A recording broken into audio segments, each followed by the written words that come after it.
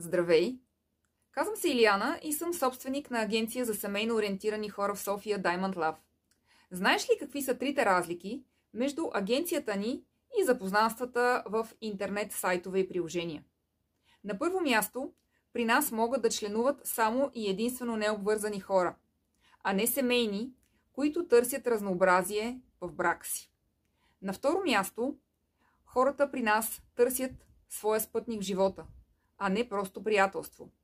И на трето място, при нас не могат да членуват хора, които търсят само и единствено интимни взаимоотношения. Не могат да членуват хора, които търсят отношения тип сделка или от кой какво могат да вземат.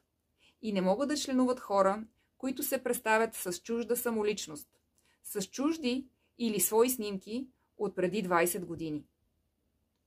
Ако ти е омръзнало от такъв тип запознанства и цениш своето време и емоции, а ние се стараем точно към това, да спестяваме време и излишни емоции в хаотични запознанства, присъедини се към голямото ни семейство. И нека заедно да извървим този приятен път към човека, който търсиш.